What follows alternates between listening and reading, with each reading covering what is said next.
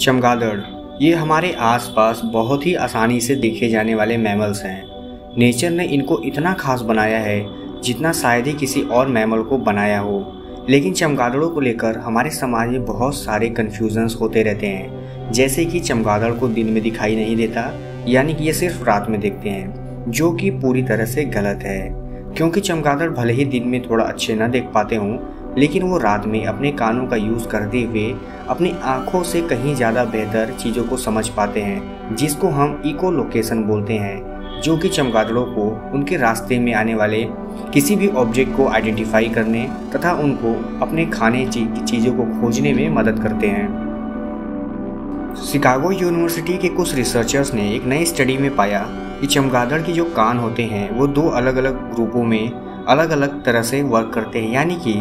उनके कानों के इंटरनल स्ट्रक्चर कुछ इस प्रकार से होते हैं कि उनको अपनी दुनिया एक दूसरे ग्रुप से बिल्कुल अलग दिखाई देती है। यानी कि एक ग्रुप जिस तरह से दुनिया को देखता और समझता है या डिटेक्ट करता है चीज़ों को, वो दूसरे ग्रुप से बिल्कुल भी अलग होता है। यही कारण है कि जब वो साउंड का यूज़ करते हैं नेविगेशन के लिए, तो दोनों ग्रुप में इस तरह के डिफरेंस पाए जाते हैं। अगर चमगादड़ के कान की बात करें तो चमगादड़ के कान इस तरह से बने होते हैं कि वह उनके इको लोकेशन में सिग्नल्स को रिसीव करने और उनके सिग्नल्स को ब्रेन तक एक अच्छा मैसेज पहुंचाने में मदद करते हैं। यही कारण है कि चमगादड़ों के कान सीधे सीधे उनके ब्रेन से जुड़े होते हैं, जिसमें नर्व सेल का एक अपना ही अलग रोल होता है।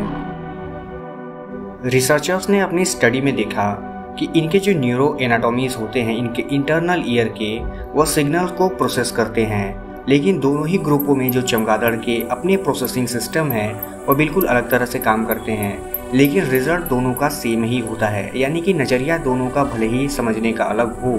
लेकिन दोनों को ही चीज़ें एक अलग तरीके से आइडेंटिफाई कर ली जाती हैं।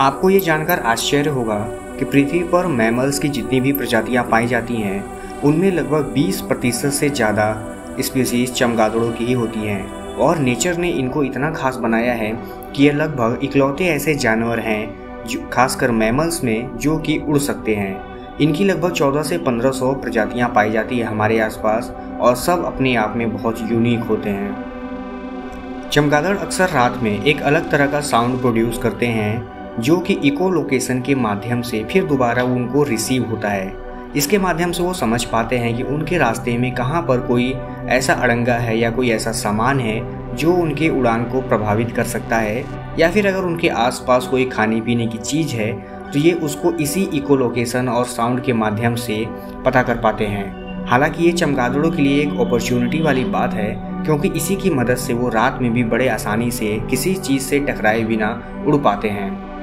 चमगादड़ों के कान में कुछ हेयर सेल्स पाए जाते हैं उनके इंटरनल ईयर में, जो कि आवाज़ की वजह से वाइब्रेट करने लगते हैं। इसी की मदद से उनसे जुड़े नर्व सेल्स को ये सिग्नल मिलता है और वो इस मैसेज को ब्रेन तक पहुंचा दिया करते हैं, जिससे कि ब्रेन इस मैसेज को प्रोसेस करके ये समझ जाता है कि आखिर ये किस तरह का सिग्नल है और उसके प्रति चमगादड़ को किस तरह से रिएक्ट करना है, जो कि उसके उड़ान के दौरान उसकी काफ़ी मदद करते हैं।